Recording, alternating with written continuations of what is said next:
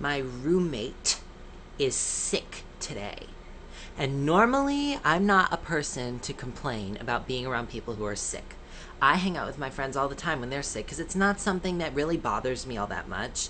Oh, you're sick? Oh, okay, whatever. Like being sick, it's not a big deal. If I get sick, so what? It just makes your body stronger when you get sick, okay? What I have a problem with is when you get sick and you make it other people's problem. Why is it my fault that you have like chlamydia or whatever? Which is what I think my roommate has. I don't care. Also, what is that? I literally am so sick of it. I don't want to hear about it. It's so dumb. Because I've had to leave the lights off in the room all day. And all yesterday, too. It was dark in here. It was pitch black. And I don't like sitting in the dark because it makes it hard to work. It makes it hard to focus, and I can't see any of my papers. So it's like, no, I don't want to sit in the dark. I don't want it to be dark in here. But he needed the lights off because of his headache or whatever. Is headache even one of the symptoms of having chlamydia? I think that's a lie. I think he made that up. Because my roommate really likes to have the lights off. And I think that it was just a ploy. I think this is a ploy because he was in bed all morning and he skipped his first 2 classes and now he's gone out of class, I think. I don't know. He might be, he might not be. I don't know. Either way, he's out. He's out even though he's sick. But I guess it's fine now. But I still have to leave the lights off. So, you know, I don't know. He could totally be faking it. I still haven't looked up what chlamydia is yet. So I don't even know, I don't even know if it's even real. Do people get that? It's so dumb. Anyway. In other news, yesterday night I went to Chick-fil-A with my friend Nora and a bunch of her friends who are becoming my friends. And I got in an argument with somebody about the Travis Scott Astroworld situation. I want to clarify something, okay? I conceded in that argument because I didn't feel like getting into the whole thing about whether Travis Scott is like responsible or not or whatever. He said that he wasn't because he's like a Travis Scott stan. I hate Travis Scott and I think that he is fully responsible for what happened. I don't hate him because of this. I hated him way before this, okay? But I just want to say, I want to like clarify my position, okay? I backed off and I said, no, okay, maybe you're right, whatever. Because I felt like, okay, whatever, like, we'll leave that alone. And I didn't feel like having that argument at Chick-fil-A, you know, like that's like a stupid argument to have. It's like, you know, that's so unnecessary. Why even engage? So I didn't. But let me tell you something right now. I do think Travis Scott is responsible for what happened at Astroworld. He stopped saying it was Live Nation. He was one of the main organizers, like the main guy in charge. This is his festival. He's in charge of booking the venue. He's in charge of setting up like what the stage is going to look like and how they're going to, you know, divide out space in the auditorium. And there were 50,000 people there. 50,000 people there. There was bad security. They had these like barrier walls off to the sides that people couldn't get over and out of. And then he was talking about, okay, so there's that video on Twitter where he's like singing while some guy who's dead, by the way, dead, literally dead, is getting crowd surfed. They crowd surf him up to the stage so Travis can see him, and Travis is singing, and he gets crowd surfed out. So yesterday he showed me this video that had like 2.2 million likes on TikTok or something, and had some stupid caption like, "What the media doesn't want you to see." Like the media is somehow on some all-out attack against Travis Scott that's just like totally unwarranted, and he's such a victim. Like, fucking shut up, okay? False, wrong, false, wrong. Okay, and so. Here's the thing. So in the video he's like, hey, help him out, get him out of there, help him out, get him out of there. He thinks the guy's just passed out, and so he's like trying to like make it so that the guy can get out of the crowd. You know what? That one incident during the concert where he actually helped the guy, and by the way, he's still sitting there singing at the guy who's like completely passed out while this is going on. So it doesn't really matter. He's still sitting there singing while a dead person is being carried out of the building. But whatever, it's fine. Who cares? He doesn't know he's dead, whatever. There were stretchers and ambulances at the back of the venue for the entire show. So, and people want to say like, oh, he couldn't see. Like, okay, maybe you can't see the ambulances all the way in the back, but you can most certainly see the people in the middle who are like suffering and sinking into the mob and like screaming for help. His justification, he was like, there were a ton of people at the front screaming, Travis, Travis, so over that you probably can't hear what's going on in the middle of the venue. False. False. There were 50,000 people in there. To clarify, okay, 50,000 people at that event, right? That night. And out of that, there were probably, I don't know, 10,000 people in the middle who were getting crowd crushed, and he couldn't hear them, and they were all screaming help. A girl climbs up on the stage, talks to the cameraman, and is pointing at shit, and he's telling her to get off instead of notifying. Like, also, hold on, because I completely forgot about this in the argument, and it's something that I should have brought up. He said Travis Scott stopped the show. No, he didn't. No, he didn't. Travis never stopped the show. In fact, and he showed me that video that I mentioned as evidence of him stopping the show. He didn't stop the show then. He kept singing afterwards and on. He never stopped it. That's false, okay? He didn't stop the show. In fact, there's a video where he goes, "Who telling me to stop? Who telling me to stop the show?" And he doesn't stop. He tells the DJ to turn the music up so he can start singing fucking Sicko Mode or whatever. Literally, he didn't. And so from the venue to the performance where he was asked to stop and he could hear people asking him to stop and he refused to do it and just kept performing multiple times. It's insane. It's actually insane that people are trying to justify and excuse what he did. It's not acceptable. It's not okay. I think it's so embarrassing. And I know that all the people defending him are like 13, 14, 15-year-olds who wear like hypebeast clothing because that's like his brand or whatever. Embarrassing, by the way. Travis Scott fans, you're embarrassing. But like, stop. Don't defend him. This is not the hill you want to die on. I promise. I promise this is not the hill you want to die on. Really, really, and truly. Okay? I'm more upset at Travis Scott for this than I am at DaBaby for the stupid homophobia shit, you know? And that one encouraged all the people who were defending him were basically defending homophobia. They were like, ain't nothing wrong with calling out a couple of faggots. Like, yeah, there is, but at least that is just like people who are being stupid and ignorant. This is people who are willingly ignoring video evidence which has been posted a billion times on Twitter of him refusing to stop the show and yelling at the people who asked him to do so. People climbing up on stage, people screaming for help. Like, this was all documented on film. So what are you defending? I genuinely don't understand. 2.2 million likes on a video defending him just because of this one incident throughout an entire show, probably an hour and a half long set. Stupid. Stupid, and it's willing ignorance. Don't be ignorant. Look at what actually happened. For the love of God. Okay. Anyway, that's my thoughts on that. So, I'm waiting for my roommate to get back to ask him if he's okay or not. Oh, so, there's mono going around. Did you know that? There's mono going around. Oh, is that not embarrassing to have mono? You know mono's the kissing disease, right? Like, you have to kiss people to get mono. Who are you kissing, slut? Why do you have mono? Who did you get mono from? Mononucleosis. Excuse me. I don't know. Having mono is embarrassing because it makes you look like a slut.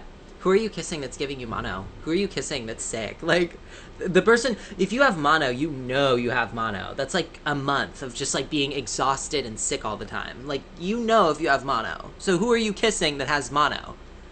I've said mono so many times in the last 2 seconds. Okay. I'm just serious. Like, really? Of all the... why is that going around? This is supposed to be a Christian school. People are supposed to be good Christian children. I know they're not, but whatever. It's just funny to think about. Good Christian children.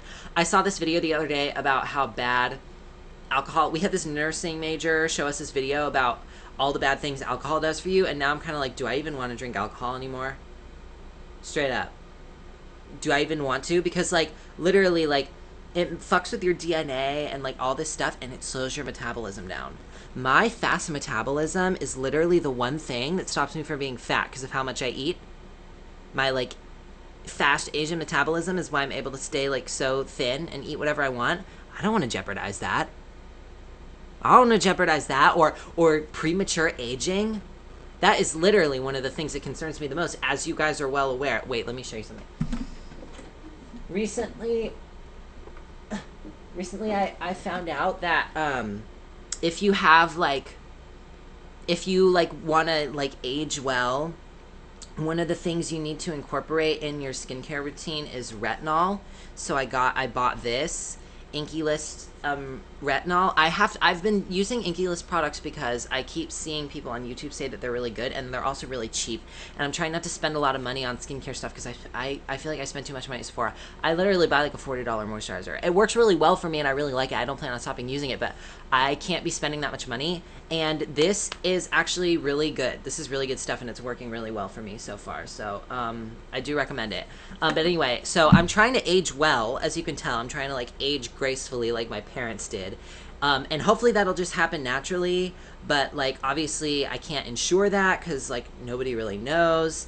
And so also I just really like to like take care of myself and just like look good. So but anyways, and so like if drinking alcohol is gonna stop me from doing that, like oh boy, like ouch, ew, you know?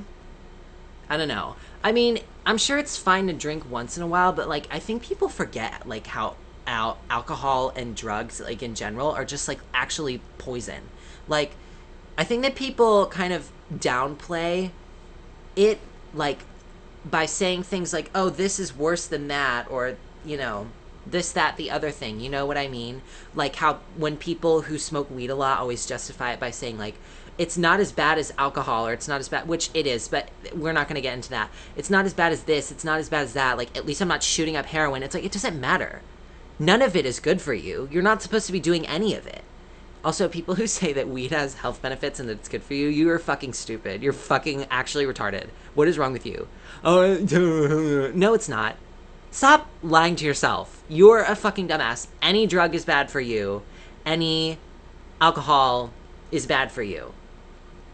Technically, I'm sure, like, there are a lot of medicines that we take that, like, technically we shouldn't take, but it's like, taking it is still better than having whatever. Like, chemotherapy is not good for you. It just kills cells and makes you weak. But it's like, the cancer is going to kill you before the chemotherapy ever does, so that's...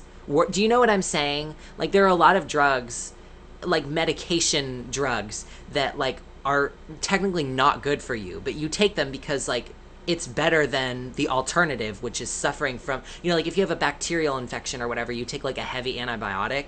That's probably not great for you because it kills the good bacteria too. But the bad bacteria is going to kill you before killing the good bacteria does anything bad to you. That's what I'm saying. Like, so at least that has like a reason to happen. Weed is like a prescription painkiller, whatever. I don't care. You do you. But, and also like if you smoke pot, like, I don't care. I don't judge other people's life choices unless they're like directly to me. Like if my friends start smoking weed, I'm gonna be like, yeah, no, you shouldn't do that. That's not a good idea. But like if somebody random tells me they smoke weed, I'm like, whatever, I don't care. I don't know your life. I don't know who you are. But if you try to tell me that there's like health benefits, or if you try to justify it by like, it's not as bad as alcohol, it's not as bad as heroin, like, yeah, no shit, it's bad as heroin. Heroin is literally fucking death. It's a death injection, right? Like, you're actually killing yourself. Don't do that, you know? It's stupid. It's so dumb. Or people who act like because taking like LSD, DMT, salvia, whatever, like is not gonna kill you. Like it doesn't technically like have any super hazardous effects on your body. It's not good, but like it's still, it doesn't like super damage anything. Like then it's fine. It's a good idea to do that. Like, no, you know that like if you use it wrong, you're in the wrong frame of mind, you use too much, whatever, you can literally experience like a complete psychotic break that you won't recover from. You can become a vegetable. Stupid. Okay. I was talking to my friend Charlie, and we saw this episode of Joe Rogan, or just a part of it, with Hamilton Morris or something.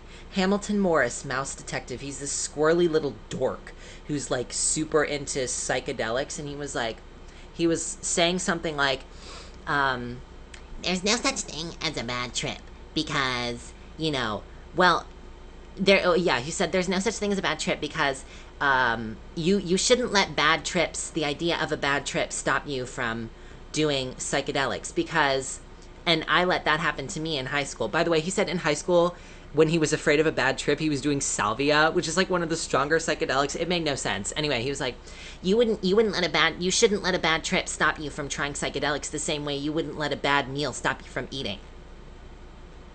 What? Okay, let me explain something to you, Hamilton. You need to eat to survive. So no shit, you don't care if you occasionally have a bad meal. You need to fucking eat. One thing you don't need to do is psychedelics. You don't need psychedelics to live. I don't know if you were aware of that, Hamilton. That's a terrible comparison. You can eat a bad meal as long as it will sustain your life. You don't need to trip to survive or to be creative or to be a better person. I hate when people act like doing psychedelics encourages creativity. Like, no, you just need an imagination. If you need the assistance of drugs to be creative, you're pathetic. You're pathetic, straight up. You can have ideas without doing drugs. I'm sorry, you can. You can stimulate the imagination. There's a whole book by... I'm going to look this up, actually. Out of Our Minds, The Power of Being... Ken Robinson. That's who it is. I thought it was David. It's Ken Robinson. Out of Our Minds, The Power of Being Creative is all about opening up your imagination and your creativity and doing it in a way that you wouldn't, like, there's no salvia, there's no LSD. No, you just are a creative person, okay? Don't act like you need it to be creative. That's pathetic and sad. You should be able to come up with your own ideas, okay? So, anyways, Hamilton Morris is an idiot, okay? Don't listen to him. If you see him on Joe Rogan, or actually anyone you see on Joe Rogan, don't. I actually, next time, maybe not next time, but one of these times, I will talk about Joe Rogan and why I hate him and his podcast. I will go into depth about it because there's a lot that I have to say about this. But don't watch Joe Rogan. Don't listen to stupid Hamilton Morris. He told a story in that podcast about one of his friends who had a bad trip and turned into a vegetable, completely catatonic, and still continued to say that you shouldn't be afraid of a bad trip. That guy's a fucking moron. They both are, of course. Let's talk about how Joe Rogan, and this is another topic that I will discuss in my video about Joe Rogan. Let's talk about how he had Dan Bilzerian on his podcast, and Dan Bilzerian was talking about how he's hooked up with 10,000 women or whatever in his lifetime, and he was talking about one time I had sex 9 times in the same day, and Joe Rogan is just fucking eating that shit up. He's like, because he's a fucking dumbass ape man, and that having sex multiple times a day, that's the coolest shit ever to him. Like a fucking middle schooler thinks that's the coolest. Let's be real, Dan Bilzerian's audience is middle schoolers, so Joe Rogan is a middle schooler because he's the kind of person who would think that shit is cool. Anyway, I'm done ranting. I will let you guys know if my roommate actually has chlamydia or not. Whatever that is. I need to look it up. I will do that in a minute and do some research on that. But anyways, that's all I have to say for today. So stay posted. I will be back to talk about what an idiot Joe Rogan is. And next week, I'm going home on Thursday. I'm going home early. I'm going to be skipping Thursday, Friday, Monday, Tuesday. And I'm going to be going home for Thanksgiving break. And I'm going to go see Caroline Polachek in concert. It's going to be very good. I'm very excited. I'm going to post it on my Instagram story and see if any of my friends want to come with me and my sister to go see her. It's going to be fun. So anyway,